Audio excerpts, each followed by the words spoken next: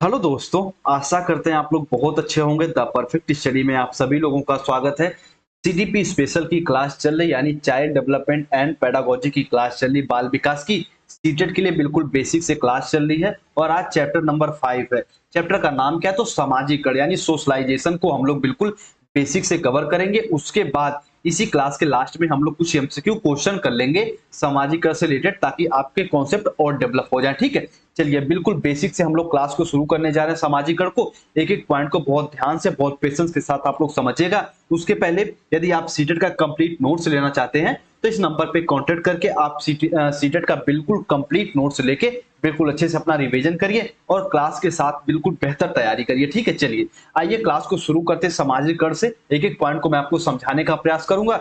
बस छोटी सी रिक्वेस्ट है कि पूरी क्लास को बहुत ध्यान से देखेगा, तब जाके आपका पूरा डाउट क्लियर होगा। आइए, सबसे पहले बात आती है सामाजिकरण। तो कहेंगे सर सामाजिकरण होता क्या है? तो ध्यान समझना, कोई भी समाज है, ठीक है, कोई भी मान लीजिए अगर समाज है, उसके कुछ न कुछ मूल्य होते हैं, कुछ न कुछ रूल रेगुलेशन होते हैं। तो यदि आप किसी समाज के मूल्य या फिर उसके रीति रिवाजों को अडॉप्ट करते हैं या उस रीति रिवाज को पालन करते हैं, तो माना जाएगा कि आपका सामाजिकरण हुआ है। तो यहां से एक डेफिनेशन निकल के आती है। तो सर डेफिनेशन ये बनती है कि सामाजिकरण क्या होता है? तो कह सकते हैं कि किसी समाज के द्वारा बनाए गए नियम, बनाए गए रूल एंड रेगुलेशन, बनाए गए रीति रिवाज का यदि आप फॉलो कर रहे हैं, यदि उन रीति रिवाजों को मान रहे हैं, तो माना जाएगा आपका सामाजिकरण हुआ है। बिल्कुल बेसिक इजी लैंग्वेज में आपको यह बता दिया कि सामाजिकरण क्या होता है। तो सामाजिकरण किसी रीति रिवाज, किसी समाज के मूल्यों, किसी समाज के नियमों का आप पालन कर रहे हैं, तो माना जाएगा कि आपका सामाजिकरण हुआ है, आपका सोशलाइजेशन हुआ है। ठीक है, चलिए अब यहाँ पे कुछ की पॉइंट है, एग्जाम में हमेशा सीटेट के पूछता भी है कि एक बालक अगर जन्म लेता है तो क्या उसका सोशलाइजेशन हुआ है, क्या उसका सामाजिकरण हुआ रहता है? तो बिल्कुल भी नहीं। ध्यान से समझना मेरी बात को। जब एक बालक जन्म लेता है, जब एक बालक जन्म लेता है, उसका सामाजिकरण बिल्कुल 0% रहता है, बिल्कुल जीरो रहता है। उसके अंदर सामाजिकता नाम की कोई चीज नहीं होती है। तो यहां से आपका फर्स्ट डाउट क्लियर हुआ कि जब बालक जन्म लेता है तो उसके अंतर्गत सामाजिकता नहीं होती है। और जैसे जैसे बालक आगे बढ़ता है, यानी कि उत्तर शैशवावस्था की तरफ अग्रसर होता है, तो धीरे धीरे धीरे उसका सामाजिकरण होना प्रारंभ हो जाता है। और प्रथम सामाजिकरण कारक कौन होता है, यानी फर्स्ट सामाजिकरण का कारक कौन होता है? तो उसके परिवार वाले होते हैं। कौन होते हैं भैया? उसके परिवार वाले। और परिवार वालों में कौन होते हैं? तो उसके माता पिता। उसके माता पिता फर्स्ट, उसके सोशलाइजेशन के फर्स्ट कारक कौन है? तो परिवार वाले होते हैं, एक तरीके से माता पिता होते हैं। अच्छा एक बात तो ठीक है, देखो यहाँ पे ये मान लीजिए माताएं बच्चों को सिखा रही हैं, किसी के बर्थडे में जाना, गिफ्ट लेके जाना, उसको हैप्पी बर्थडे बोलना है, तो प्राथमिक कारक हो गया सामाजिकरण का कौन? तो माता पिता हो गए, यानी परिवार वाले हो गए। तो बात आती सर सेकेंडरी कारक कौन होते हैं? तो वो आपके स्कूल वाले होते हैं। कौन होते हैं भैया? आपके स्कूल वाले, आपके वो विद्यालय वाले होते हैं सेकेंडरी कारक। तो यहां से 3 क्वेश्चन बनता है कि सामाजिकरण जन्म के समय होता है कि नहीं? तो बिल्कुल भी नहीं होता। धीरे धीरे जैसे बालक आगे बढ़ता जाता है, अभी हम नीचे बात करेंगे कि किस स्टेज में कैसा सामाजिक व्यवहार करता है, तो जैसे जैसे बालक आगे बढ़ता है उसका सामाजिकरण की प्रक्रिया प्रारंभ होती है। और प्रथम कारक होता है, यानी पहला वो व्यक्ति कौन होता है जो बच्चों को समाज के बारे में कुछ बताता है? तो वो परिवार वाले होते हैं, वो माता पिता होते हैं, वो परिवार के सदस्य होते हैं। और सेकेंडरी कारक कौन होते हैं? तो वो आपके विद्यालय वाले होते हैं। ठीक है, चलिए उम्मीद करते इतना आपका डाउट क्लियर हुआ होगा। कि ये बताइए सामाजिकरण का एक तरीके सामाजिकरण होता क्या है? तो परिवार, यानी जो समाज है उसके रीति रिवाज का आप फॉलो कर रहे हैं, उन रीति रिवाज को एक तरीके से पालन कर रहे हैं, तो माना जाएगा आपका सामाजिकरण है। जैसे एग्जाम्पल के तौर पे समझ सकते हैं, मान लीजिए यहाँ पे 10 व्यक्ति हैं और किसी एक समाज में रह रहे हैं, ठीक है, और इस समाज का रूल है कि जो भी व्यक्ति इसमें आएगा सबको क्या बोलेगा भैया? जय हिंद बोलेगा। ठीक है, सबको वो जय हिंद बोलेगा। इसमें जो भी व्यक्ति आएगा, तो ए व्यक्ति गया, सबको जय हिंद बोला, तो हम कहेंगे ए व्यक्ति का सोशलाइजेशन हुआ है, सामाजिकरण हुआ है। लेकिन इसी में मान लीजिए कोई बी व्यक्ति गया और वो किसी को जय हिंद नहीं बोल रहा है, यानी उसके रूल एंड रेगुलेशन का पालन नहीं कर रहा है, तो हम कहेंगे भैया बी व्यक्ति का सामाजिकरण नहीं हुआ है। तो इतना उम्मीद करते हैं आपका डाउट क्लियर हो गया होगा कि सामाजिकरण क्या होता है। तो किसी समाज के नियमों को यदि आप अडॉप्ट कर रहे हैं, उस नियमों का पालन कर रहे हैं, तो आपका सामाजिकरण हुआ रहता है। और प्राथमिक कारक कौन है? तो आपके माता पिता, आपके परिवार वाले लोग। और सेकेंडरी कारक कौन है? तो आपके विद्यालय वाले हैं, आपके स्कूल वाले हैं। ठीक है, जन्म के समय बालक का कोई भी सामाजिकरण नहीं हुआ रहता है, उसको नैतिक मूल्य बिल्कुल भी पता नहीं रहते। ठीक है, चलिए आइए अब कुछ पॉइंटों में सामाजिकरण को समझिए, आपके सब डाउट यहां से क्लियर होंगे। देखिए, जब बालक सामाजिक रीति रिवाज, जो सामाजिक प्रथाएं हैं और सामाजिक मानकों के अनुरूप व्यवहार करना सीख लेता है, तो इसे सामाजिकरण की संज्ञा दी जाती है, इसे सोशलाइजेशन की संज्ञा दी जाती है। यानी एक समाज के जो भी रीति रिवाज है, जो भी समाज के मानदंड है, उनके अनुरूप अगर व्यवहार करने लगता है, तब हम कहते हैं कि बालक का सामाजिकरण हो गया है, उसे ही सामाजिकरण की संज्ञा देते हैं। तो फर्स्ट पॉइंट से यदि आप सहमत हैं तो यस करिए, फिर हम लोग आगे बढ़ते हैं। ठीक है, चलिए फर्स्ट पॉइंट से सहमत है कि हाँ, हम बालक का सामाजिकरण तभी मानेंगे जब समाज के वो मानदंडों और मूल्यों का पालन करने लगेगा, उनके अनुरूप व्यवहार करने लगेगा। ठीक है, चलिए बहुत अच्छी बात है। आइए अगले पॉइंट को समझिए। सामाजिकरण एक प्रक्रिया है, यानी सोशलाइजेशन इज अ प्रोसेस, जो बालक में धीरे धीरे विकसित होती है। यानी सामाजिकरण एक प्रक्रिया है जो बालक में एकाएक नहीं, कि बालक जन्म लिया उसके 2 ही वर्ष बाद, 2 ही महीने बाद उसके अंतर्गत सब प्रकार के सामाजिक डेवलपमेंट हो जाए। नहीं, सामाजिकरण धीरे धीरे होता है। जैसे आप मित्र बनाएंगे, एक तरीके से अपने आस पड़ोस के लोगों से मिलेंगे, मम्मी पापा से अपने व्यवहार स्थापित करेंगे, तो ये धीरे धीरे प्रोसेस होता है, कंटिन्यूअस चलने वाली प्रक्रिया है सामाजिकरण। ठीक है, चलिए उम्मीद करते हैं इस पॉइंट को समझेंगे कि सामाजिकरण एक प्रोसेस है, एक प्रक्रिया है, जो व्यक्ति में, जो बालक में धीरे धीरे डेवलप होती है, एक तरीके से सतत डेवलप होती है। ठीक है, सामाजिकरण, ये पॉइंट इंपॉर्टेंट है। सामाजिकरण सामाजिक नियमों का अधिकरण है, एक तरीके से अडॉप्ट करते हैं।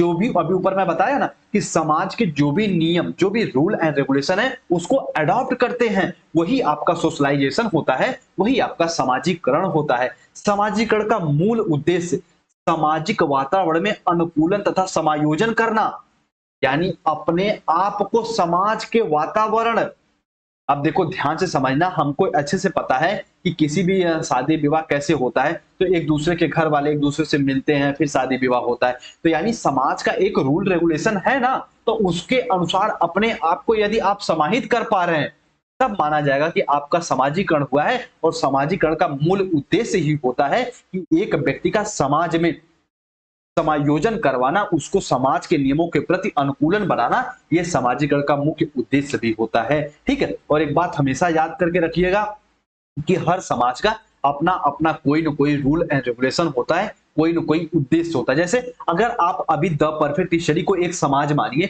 तो इस समाज में हम ये जान के चलते हैं कि किसी भी टॉपिक को भले टाइम ज्यादा लग जाए, लेकिन हम जड़ में प्रहार करके उसके बेसिक कॉन्सेप्ट को समझेंगे, ताकि हमारा एक तरीके से हम किसी भी टॉपिक को, थिंकिंग हमारी ब्रॉड हो सके, उसको व्यापक रूप में सोच सके।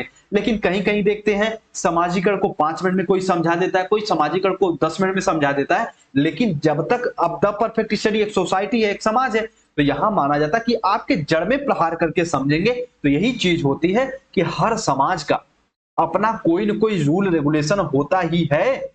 यदि आप उन रूल रेगुलेशन को फॉलो कर रहे हैं, तो आप उसके प्रति अनुकूल, उसके प्रति आप समायोजित कर पाएंगे, और यही समायोजन का मूल उद्देश्य होता है। और सामाजिकरण का भी यही मूल उद्देश्य होता है कि अपने आप को समाज के नियमों, समाज के वातावरण के प्रति अनुकूल बना लेना ही सामाजिकरण का प्रमुख उद्देश्य होता है। ठीक है, तो थोड़ा सा पॉइंट को समझेंगे तो और चीजें समझ पाएंगे। और जो बच्चे बीएड की मेरी क्लास को अटेंड किए होंगे, उनको सामाजिकरण बिल्कुल अच्छे से पता होगा। सामाजिकरण मैं पढ़ाया भी हूं, 1 घंटे का लेक्चर है। ठीक है, सामाजिकरण अनुवांशिकता नहीं बल्कि वातावरण से प्रभावित होता है। सभी के सभी स्क्रीनशॉट लीजिए इसको, अगर जहां भी पढ़ लिख रहे हैं, जहां नोट्स मेंटेन कर रहे हैं, उसको ये पॉइंट को कहीं मेंटेन कर लीजिए, वरना मैं तो इसको आपको प्रोवाइड करूंगा ही करूंगा। सामाजिकरण अनुवांशिकता से नहीं, सामाजिकरण भैया हेरिडिटी बिल्कुल भी प्रभावित नहीं करती, बल्कि सामाजिकरण किससे प्रभावित होता है? तो आपके वातावरण, आपके इन्वायरमेंट, आपके आस पड़ोस, आपके माहौल, आपके परिवार से,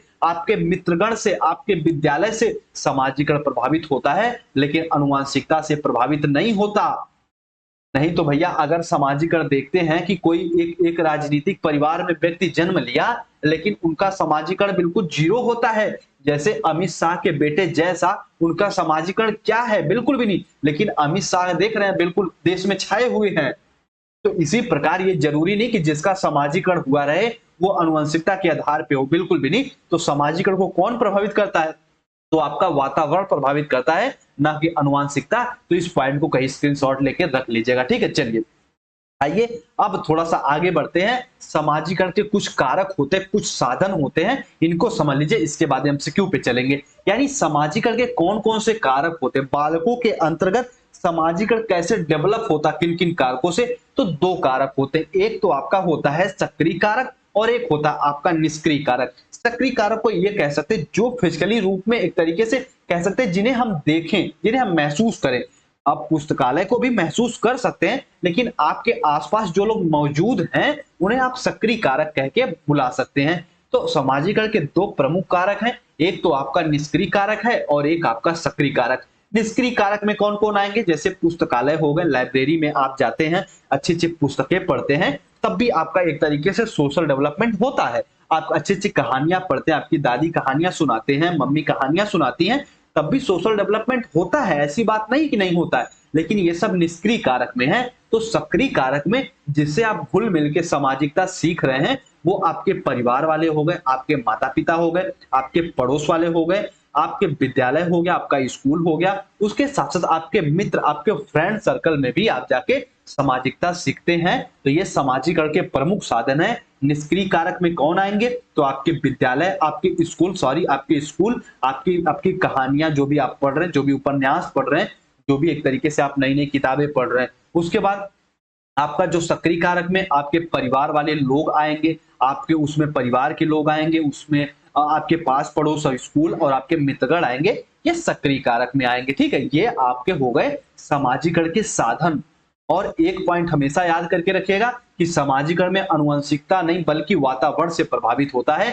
जो आपका सामाजिकरण होता है वो आपके किससे प्रभावित होता है? तो हम तुरंत आपका जवाब आना चाहिए कि सर जो हमारा सामाजिकरण है वो किससे प्रभावित होता है? तो कमेंट सेक्शन में कमेंट करिए सामाजिकरण किससे प्रभावित होता है, तो तुरंत आप कहेंगे कि सर वो आपके जो कि आपके वातावरण से प्रभावित होता है, न कि आनुवंशिकता से, ठीक है। चलिए अच्छा, अब नोट पॉइंट, अगला पॉइंट समझ लीजिए, इसको एक की पॉइंट समझ सकते हैं, इसको एक्स्ट्रा पॉइंट ऐड कर लिया गया है कि वर्तमान समय में अभी तो हमने पढ़ा कि सामाजिकरण जो किससे होता है, तो पुस्तकालय, कहानियां, परिवार, पास पड़ोस, स्कूल, मित्रगण से। लेकिन वर्तमान समय में अधिकतर सामाजिकरण किससे हो रहा है? तो टेलीविजन से भी हो रहा है। यानी आप टीवी देख रहे हैं, एक तरीके से जिस तरीके का आप व्यक्तित्व देख रहे हैं उसी प्रकार का आपका डेवलपमेंट भी हो रहा है। मीडिया के लोग भी इसको एक तरीके से प्रभावित कर रहे हैं सामाजिकरण को। इंटरनेट, व्हाट्सएप, फेसबुक, ट्विटर, इस जितने भी एक तरीके से ये सोशल प्लेटफॉर्म है, ये भी आपको सामाजिकरण में भूमिका निभाते हैं। कहते हैं कि भैया अगर आप अगर कहते हैं ना, आप अगर मान लीजिए 1985 में जाना चाहते हैं, 1985 की स्थिति को देखना चाहते हैं, तो 1985 की फिल्म को उठा के देख लीजिए, आपको पता चल जाएगा उस समय समाज कैसा था। तो सामाजिकरण में आपको क्या होता है, टेलीविजन भी अपनी भूमिका निभाते हैं। आपको पता है कि फेसबुक पे आप तरह तरह की रील देखते हैं, इंस्टाग्राम पे तरह तरह की रील देखते रहते हैं, तो वो भी आपको बताते हैं कि भैया आपका सामाजिकरण कैसे होगा, वो भी एक तरीके से आपको प्रभावित करते हैं, ठीक है। और ये सीधे सीधे जो है कि बालक के मूल्यों, अभिवृत्तियों, उनको अच्छे से प्रभावित करते हैं वर्तमान समय में। तो अगर आपके एग्जाम में आ भी जाए कभी कभी, अगर ऑप्शन में ये भी है कि क्या जो कि सामाजिकरण में टेलीविजन की भूमिका होती है, तो 100% होती है। मीडिया की भूमिका 100% होती है। ये जितने भी डिजिटल प्लेटफॉर्म है सबकी भूमिका 110% होती ही होती है। तो इतना उम्मीद करते समझेंगे। अब हम लोग एमसीक्यू की तरफ आगे बढ़ेंगे। एक बार मैं थोड़ा सा रिवीजन कराना चाहूंगा, उसके पहले इस की पॉइंट को समझ लेंगे तो आपका सब के सब कॉन्सेप्ट क्लियर हो जाएगा कि एक बालक इस स्टेज में कौन सा सामाजिक व्यवहार करता है। तो प्रारंभिक बाल्यावस्था जो होती है वो कौन सी होती है? 2 वर्ष से 6 वर्ष तक। यानी आपकी जो बाल्यावस्था होती है वो 2 वर्ष से 12 वर्ष में आपको पढ़ाया हुआ हूं। लेकिन जो प्रारंभिक बाल्यावस्था होती है, अर्ली चाइल्डहुड होता है, वो भैया 2 से 6 वर्ष होता है। तो 2 से 6 वर्ष में बालक कौन सा व्यवहार करेगा? तो सबसे पहले वो अनुकरण करता है। यानी उसमें सामाजिक व्यवहार कैसा दिखाई देगा, तो किसी भी चीज को सबसे पहले अनुकरण करके सीखेगा, सामाजिक अनुमोदन करेगा, यानी जो भी समाज में भैया अप्रूवल है, समाज के मान्यता है, उनको अप्रूवल देगा।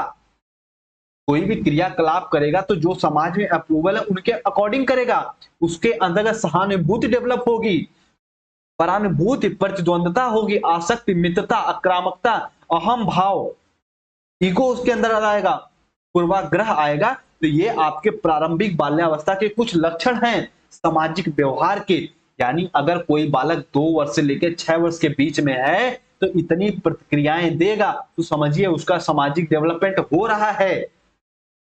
जब यही बालक उत्तर बाल्यावस्था में जाएगा, यानी 6 वर्ष से लेके 12 वर्ष तक, तो वो सामाजिक अनुमोदन, यानी समाज में जो भी रीति रिवाज चल रहे हैं उनके अनुरूप व्यवहार करेगा, उनको अप्रूवल देगा।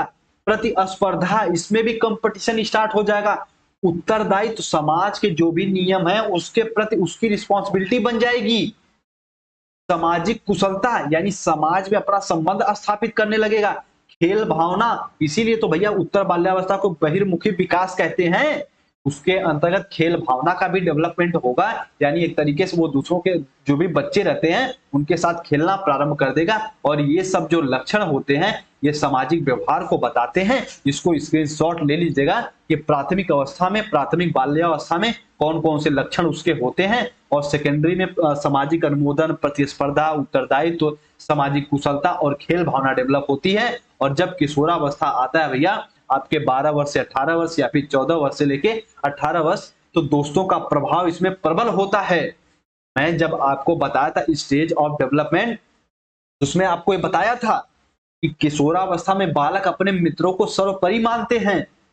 अरे वो मित्रों के बिना सोचते हैं जीवन व्यर्थ है, तो वो उनमें जीवन मित्रों का भी प्रभाव पड़ता है। ये भी सामाजिक व्यवहार को डेवलपमेंट करता है, नए सामाजिक समूह बनाता है। उसके बाद उनको जो भी विरोध, जो भी उनको अंतर्गत शक्तियां रहती है या फिर आप कुछ भी कार्य करने के दोगे तुरंत उनको विरोध करेंगे, तो विरोध प्रवृत्ति उनके अंदर तीव्र गति से डेवलप होती है, नई सोच डेवलप होती है। एक तरीके से यही समय बालक राजनीति पार्टियां वगैरह ज्वाइन करते हैं, तरह तरह के वो संगठनों में जाते हैं और एक तरीके से आंदोलन वगैरह में ज्वाइन होते हैं। तो ये सब सामाजिक व्यवहार के लक्षण है। एक्स्ट्रा पॉइंट मैं आपके लिए ऐड कर दिया हूं ताकि चीजें और बेहतर समझ पाए, वरना सामाजिक व्यवहार ऊपर बता दिया हूं, लेकिन ये एक्स्ट्रा पॉइंट हो गए कि सामाजिक व्यवहार में स्क्रीनशॉट ले लीजिए कि किस स्टेज में बालक कौन सा भैया एक तरीके से प्रदर्शन करता है, तो समझिए उसका एक तरीके से सामाजिक व्यवहार हुआ। तुरंत एग्जाम में पूछ देगा कि ये बताइए किशोरावस्था में बालक का सामाजिक व्यवहार कैसा होता है। ऑप्शन में आ जाएगा विरोधाभासी, तो तुरंत ऑप्शन नंबर आप डी टिक करेंगे, किशोरावस्था। ठीक है, चलिए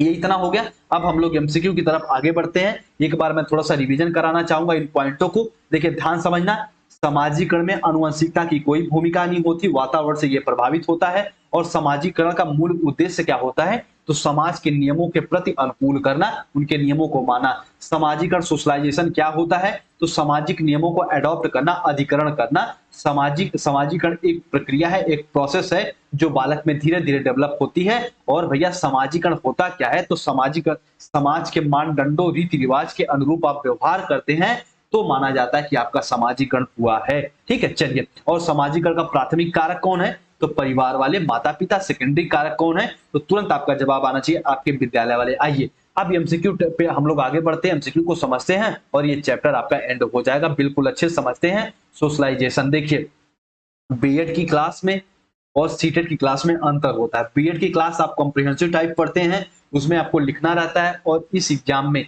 यानी आप सीटेट के एग्जाम में बिल्कुल आपको ऑब्जेक्टिव टाइप क्वेश्चन टिक करने रहते हैं, तो उस हिसाब से यहाँ पे पढ़ाया जाता है। डिफरेंट समझते रहिए। आइए फर्स्ट क्वेश्चन आपके सामने है, निम्नलिखित में से कौन सा द्वितीयक समाजीकरण का एजेंसी का उदाहरण है। अभी द्वितीयक यहाँ पे मैं बताया था, प्राथमिक कौन है, तो तुरंत आपका जवाब आना चाहिए सर प्राथमिक कौन है, तो तुरंत आपका जवाब आना चाहिए आपके परिवार वाले लोग। कौन, परिवार। प्राथमिक कौन है, तो आपके परिवार वाले। तो द्वितीयक कौन आपके हो जाएंगे, मैं ऊपर बताया था, तो आपके विद्यालय वाले। ऑप्शन में जहां जहां परिवार है वो तो कट हो जाएगा, तो परिवार ये प्राथमिक है, ये तो बिल्कुल भी नहीं होगा। परिवार और मीडिया ये भी नहीं होगा। अब ऑप्शन 2 आपके सामने है, एक है भैया विद्यालय एवं मीडिया और एक है आपका मीडिया एवं पास पड़ोस। ध्यान से समझिएगा, अगर ऑप्शन में विद्यालय है तो ऑप्शन नंबर सी सही होगा कि सेकेंडरी कारक आपके विद्यालय होते हैं। लेकिन यदि ऑप्शन में विद्यालय नहीं है तब आप पास पड़ोस की तरफ आगे बढ़ेंगे। अगर यहाँ पे विद्यालय नहीं होता तब आप पास पड़ोस और मीडिया पे अग्रसर होते। ठीक है, चलिए, तो आपके दिमाग में होना चाहिए, ऊपर मैंने बताया भी कि निम्नलिखित में से कौन सा द्वितीयक समाजीकरण एजेंसी है, तो वो हो जाएगा आपका कौन, तो द्वितीयक आपका होता है विद्यालय और प्राथमिक आपका होता है परिवार। तो सी फॉर चेन्नई इसका सही उत्तर हो जाएगा। आइए चलिए अगले प्रश्न का उत्तर दीजिए। वह प्रक्रिया जिसके द्वारा बच्चे आदतों और उसके बाद कौशलों, मूल्यों तथा अभिप्रेरणा यानी मोटिवेशन को विकसित करते हैं और जो उन्हें समाज का जिम्मेदार और क्रियाशील सदस्य या नागरिक बनाता है, उसे क्या कहा जाता है? उसे क्या कहा जाता है बताइए? समाजीकरण, समावेशन, मुख्य धारा से जुड़ना, विभेदीकरण। विभेदीकरण तो बिल्कुल भी नहीं होगा। मुख्य धारा से जुड़ना, किसके मुख्य धारा से आप जुड़ रहे हैं? आप पढ़ाई के मुख्य धारा से जुड़ रहे हैं कि समाज के मुख्य धारा से जुड़ रहे हैं? तो मुख्य धारा से जुड़ना समाज के मुख्य धारा से होता तो यह ऑप्शन सही हो जाता। तो वह कौन सी प्रक्रिया है जो बालक समाज के कौशलों को अर्जित करता है, समाज में जिम्मेदार नागरिक बनता है? तो इसका ए फॉर अमेरिका उत्तर सही हो जाएगा, समाजीकरण। समावेशन होता है कि समाज के रीति रिवाज के अनुरूप अपने आप को ढालना, लेकिन भैया समाज के जिम्मेदार नागरिक किसके द्वारा बनेंगे? जब आपका समाजीकरण हो जाएगा। तो ए फॉर अमेरिका इसका सही उत्तर जाएगा। ठीक है, चलिए आइए अगले प्रश्न पे चलिए। अगला प्रश्न आपकी स्क्रीन पर है, परिवार एवं पास पड़ोस बच्चों के समाजीकरण की एक मनोवैज्ञानिक एजेंसियां हैं या फिर प्राथमिक एजेंसियां हैं, मध्य एजेंसियां हैं, द्वितीयक? 110% हम कह सकते हैं कि इसका उत्तर बच्चे गलत ही देते हैं। और भैया आयोग भी इस प्रश्न में कंफ्यूजन हुआ था, बाद में उन्होंने करेक्शन किया था। परिवार एवं पास पड़ोस के बच्चों के समाजीकरण किसमें होता है? कौन सी एजेंसियां मुख्य रूप से भूमिका निभाती हैं? मनोवैज्ञानिक एजेंसियां या फिर प्राथमिक एजेंसियां, मध्य एजेंसियां, द्वितीय एजेंसियां? यहाँ पे परिवार, तो द्वितीय एजेंसियां तो बिल्कुल भी नहीं, परिवार, मध्य एजेंसियां तो बिल्कुल भी नहीं, प्राथमिक या फिर मनोवैज्ञानिक? ऑप्शन आप बताइए, ऑप्शन नंबर कौन सा सही होगा, ए या बी? तो देखिए यहाँ पे अगर मनोवैज्ञानिक एजेंसियां आ गई तो इसे आप टिक करेंगे, तुरंत कुछ बच्चे खिलाफ हो जाएंगे, सर कैसे, आप तो बोले थे कि जो परिवार होता है ये प्राथमिक एजेंसियां होती है। बिल्कुल आपकी बात सही है, लेकिन परिवार में क्या होता, आप अनौपचारिक शिक्षा देते हो ना, बालक की रुचियों, बालक की इच्छाओं, बालक की जिज्ञासा, बालक की क्यूरियोसिटी, बालक के डिजायर को पहचानते हैं आप। तो परिवार एवं पास पड़ोस बच्चों के समाजीकरण की मनोवैज्ञानिक एजेंसियां हैं। उसके बाद अगर मनोवैज्ञानिक एजेंसियां नहीं रहती तो ऑप्शन नंबर बी इसका सही हो जाता। ये थोड़ा सा कहते हैं ना अपवाद में ये क्वेश्चन आ जाता है, और आयोग भी इसका मनोवैज्ञानिक उत्तर माना था, बाद में करेक्ट करके ये मनोवैज्ञानिक एजेंसियां हो जाएंगी। प्राथमिक एजेंसियां तब होती जब मनोवैज्ञानिक इसमें ऑप्शन नहीं रहता। तो ठीक है, ये फॉर अमेरिका इसका सही उत्तर हो जाएगा। थोड़ा समझने का प्रयास करेंगे तो समझ जाएंगे। निम्नलिखित में कौन प्राथमिक समाजीकरण का माध्यम है? अब इसमें बताइए प्राथमिक समाजीकरण का माध्यम कौन है? मीडिया तो बिल्कुल भी नहीं। आप विद्यालय सर बताए थे ये सेकेंडरी हैं, तो सरकार तो यहाँ पे नहीं है होगा। तो option number B for banana, ये प्राथमिक समाजीकरण कारक हैं। फर्स्ट ये भैया सोशलाइजेशन के फर्स्ट कारक ये हैं, तो option number B for banana सही उत्तर हो जाएगा। आइए निम्नलिखित में से कौन बच्चे के समाजीकरण में एक महत्वपूर्ण भूमिका अदा करते हैं? ऑप्शन नंबर ए है मीडिया, परिवार, विद्यालय, पास पड़ोस।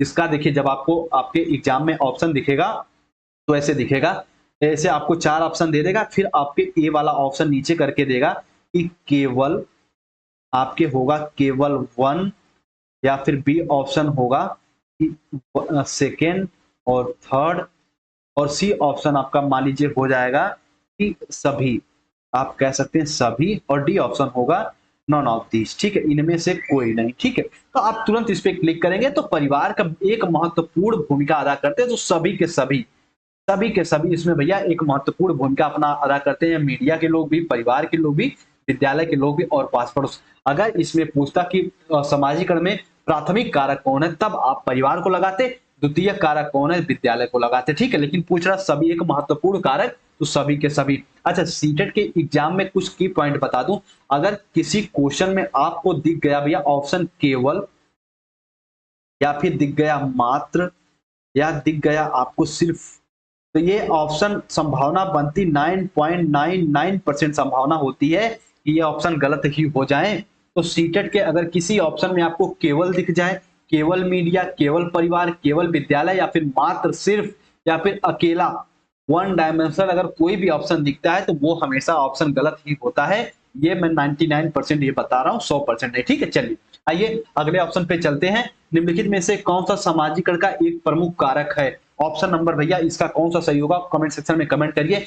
एक प्रमुख कारक है तो कंप्यूटर, अनुवांशिकता तो पहले ही अनुवांशिकता कोई भैया इसका रोल नहीं होता समाजीकरण में। ठीक है, ये कोई रोल नहीं होता। राजनीतिक दल और परिवार, तो बताइए समाजीकरण का एक प्रमुख कारक है तो प्राथमिक कारक की तरफ आप बढ़ेंगे और वो है आपका डी फॉर डेनमार्क। का सही उत्तर हो जाएगा डी फॉर डेनमार्क, परिवार। ठीक है, तो परिवार भैया इसका एक प्रमुख कारक है। ठीक है, यहाँ पे प्रमुख और मुख शब्द को थोड़ा सा नोटिस किया करिए। उसके बाद अगला है समाजीकरण की प्रक्रिया में कौन सा शामिल नहीं है? मूल्यों और विश्वासों का अर्जन। बिल्कुल, समाजीकरण में हम मूल्यों को अडॉप्ट करते हैं तभी हमारा समाजीकरण होता है। अनुवांशिक संचरण ये तो गलत हो सकता है, स्टार लगाइए। एक संस्कृत और रीतियों और मानदंडों को सीखना बिल्कुल सही है। कौशलों का अर्जन ये भी बात सही है। तो समाजीकरण की प्रक्रिया में ये अनुवांशिक संचरण बिल्कुल भी शामिल नहीं है। अनुवांशिकता कोई प्रभाव नहीं होता समाजीकरण में। ठीक है, चलिए अगले पे चलिए। निम्नलिखित में से कौन प्रारंभिक बाल्यावस्था अवधि के दौरान उन भूमिकाओं एवं व्यवहारों के बारे में जानकारी प्रदान करता है जो एक समूह में स्वीकार्य है? एक बालक को बाल्यावस्था में रीति रिवाज और एक तरीके सामाजिकता नाम की चीज कौन सिखाता है? भाई बहन और अध्यापक। यहाँ पे प्रारंभिक अर्ली चाइल्डहुड की बात कर रहा है। अध्यापक एवं साथी, साथी एवं माता पिता, माता पिता एवं बहन। अर्ली चाइल्डहुड में बालक का जो कि विकास होता है वो माता पिता परिवार के निरीक्षण में होता है। तो इसका डी फॉर डेनमार्क उत्तर सही जाएगा कि बाल्यावस्था के दौरान जो होता है व्यवहारों के बारे में, सामाजिक व्यवहारों में कौन सिखाता है? तो वो आपके सिखाते हैं माता पिता एवं भाई बहन। डी फॉर डेनमार्क इसका सही उत्तर जाएगा। ठीक है, चलिए अगले प्रश्न को समझिए। अगला प्रश्न बड़ा प्यारा सा प्रश्न है। बच्चों के सामाजिक विकास में किसका विशेष महत्व होता है? खेल का, दिनचर्या का, या फिर भैया आपके बाल साहित्य का, आपके संचार माध्यम का? तो बालक के सामाजिक विकास में जब एक मान लो यह बालक है, ये 10 लोगों के साथ खेलेगा, उनके साथ रहेगा, तब ना विशेष महत्व होगा, उसका सामाजिक डेवलपमेंट होगा। तो खेल का यहाँ पे तुरंत आपका ऑप्शन आना चाहिए, खेल का। ये फॉर अमेरिका इसका सही उत्तर जाएगा कि भैया खेल जो होता है वो विशेष महत्व होता है। आइए अगले प्रश्न पे, अगला प्रश्न देख लीजिए। एक बार जब प्रश्नों को देखे रहेंगे ना तो ऊपर जितने भी टॉपिक आप पढ़े सामाजिक सोशलाइजेशन वो आपका क्लियर हो जाएगा। निम्नलिखित में से कौन सत्य है? कोई एक इसमें से ऑप्शन सत्य है और इसका मैं आपके ऊपर छोड़ूंगा, इसका उत्तर आप कमेंट सेक्शन में कमेंट करिएगा। ठीक है, चलिए। शिक्षक द्वारा प्रश्न पूछना संज्ञानात्मक विकास में बाधक है। ये भैया पूछा इसमें से कौन सा सत्य है? तो यहाँ पे पूछ लिया बाधक है, ये तो पहलवा ही गलत है। उसके बाद विकास और सीखना दोनों सामाजिक संस्कृति संदर्भ में अप्रभावित होते हैं, रहते हैं। जैसे विकास को और मेरे भाई सीखना को सामाजिकता जो होती है, जो संस्कृत होती है, वो प्रभावित करती है कि नहीं करती है? तो 100% करती है। ये कह रहा है अप्रभावित रहते हैं, ये बात बिल्कुल भी गलत है, ये प्रभावित रहते हैं। उसके बाद शिक्षार्थी एक निश्चित तरीके से सीखता है। नहीं, शिक्षार्थी कोई एक निश्चित तरीके से नहीं सीखता। हम तरह तरह के अपनी शिक्षण विधियों को बदलते रहते हैं, टीचिंग मेथड को बदलते रहते हैं।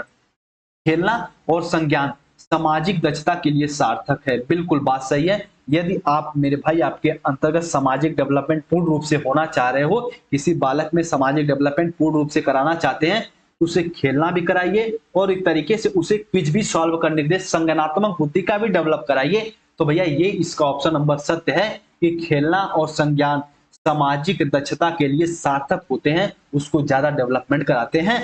डी फॉर डेनमार्क इसका सही उत्तर हो जाएगा। एक बार इस क्वेश्चन को पढ़िएगा और अपने बेस पे समझने का प्रयास करिएगा तो चीजें और बेहतर समझ पाएंगे। ठीक है, चलिए अगला समझ लीजिए। अगला प्रश्न आपकी स्क्रीन पर है। समाजीकरण है, सोशलाइजेशन क्या है? सामाजिक मानदंडों में परिवर्तन, शिक्षक एवं पढ़ाए गए के बीच संबंध, या फिर समाज के आधुनिकीकरण की प्रक्रिया, समाज के मानदंड के साथ अनुकूलन। तो समाजीकरण में अभी ऊपर बताया था कि समाजीकरण क्या होता है, जो हम समाज के मूल्यों या रीति रिवाज के प्रति एक तरीके से हम उनका समावेशन करते हैं, एक अनुकूलन करते हैं, तो वो आपका होता है समाजीकरण। ठीक है, वो आपका क्या होता है? तो आप तुरंत कहेंगे सर वो होता है हमारा समाजीकरण होता है। तो ये आपका कौन सा ऑप्शन सही हो जाएगा? तो तुरंत आपका जवाब आना चाहिए कि सर सामाजिकरण का जो प्राथमिक कारक होता है वो कौन सा होता है? तो वो भैया डी फॉर डेनमार्क इसका सही उत्तर हो जाएगा कि एक तरीके से समाज के मानदंडों के साथ अनुकूलन इसका सही उत्तर जाएगा। ठीक है, चलिए अब थोड़ा सा अगले अगले पे आगे बढ़िए। अगला प्रश्न आपके सामने है। ठीक है, चलिए एक मिनट। चलिए अगले पे अगला आपके सामने क्वेश्चन है कि सबसे अधिक और गहन और जटिल समाजीकरण होता है। सबसे अधिक गहन और जटिल समाजीकरण किस अवस्था में होता है? किशोरावस्था के दौरान, पूर्व बाल्यावस्था के दौरान, प्रौढ़ावस्था के दौरान या व्यक्ति के पूरे जीवन में? तो आप सबसे जानते हैं कि विरोधावस्था कौन सी होती है? तो किशोरावस्था। सबसे जटिल यानी प्रमुख रूप से जो सामाजिकता का प्रमुख एज होती है वो किशोरावस्था होती है, एडोलसेंस होते हैं। ठीक है, तो इसी समय आप ये जो कि अपना एक तरीके समूह को महत्व देते हैं, इसीलिए सामाजिकरण का जो प्रमुख एवं सबसे गहन सबसे जटिल एज होती है वो भैया एडोलसेंस होते हैं, वो आपके किशोरावस्था होते हैं। ठीक है, चलिए उम्मीद करते हैं इस क्वेश्चन को समझेंगे। अगला प्रश्न भी देख लीजिए। निम्नलिखित में से किस अवस्था में बच्चे अपने समवयस्क समूह के साथ सक्रिय हो जाते हैं? देखिए अभी बात आती है मुख्य रूप से सक्रिय किस एज में होते हैं? सबसे गहन तो किशोरावस्था। लेकिन सबसे पहले जो समूह एक तरीके से पीयर ग्रुप बनाना कब प्रारंभ करते हैं? तो वो बाल्यावस्था, चाइल्डहुड में। ठीक है, अब यहाँ पे पूरे बाल्यावस्था नहीं होगा, पूरे बाल्यावस्था में नहीं, यहाँ पे जो है कि बाल्यावस्था में बालक क्या होते हैं, धीरे धीरे समूह को महत्व देने लगते हैं और जैसे वो किशोरावस्था में जाते हैं अपने समूह को ही सब कुछ मानते हैं। तो डी फॉर डेनमार्क उत्तर सही जाएगा कि अपने समवयस्क समूहों में सक्रिय हो जाते हैं। तो वो बाल्यावस्था में, और बाल्यावस्था की एज होती है भैया 2 से लेकर 12 वर्ष तक। ठीक है, चलिए ये इसके इतना बारे में जानते रहिएगा। सामाजिकरण वह प्रक्रिया है जिससे बच्चे और वयस्क सीखते हैं।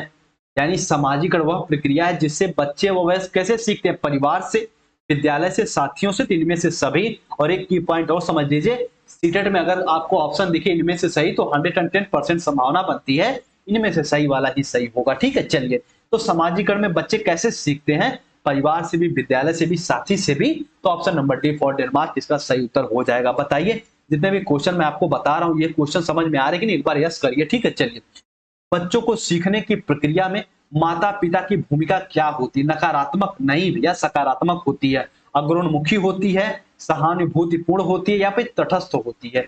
देखिए बहुत ज्यादा ये सकारात्मक भी नहीं होती, बहुत ज्यादा नकारात्मक भी नहीं होती, तो ये तटस्थ होती है। यानी एक तरीके से ये नेचुरल होता है, एक तरीके से ये नेचुरल होता है। आपके एक तरीके से कहते हैं तटस्थ को आप नेचुरल कह सकते हैं, सामान्य कह सकते हैं।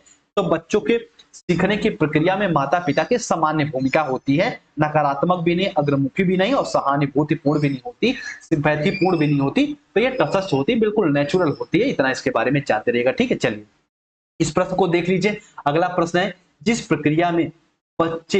प्रक्रिया में व्यक्तित्व दूसरों के व्यवहार को देखकर सीखता है तो प्रत्यक्ष अनुभव से उसे क्या कहते हैं?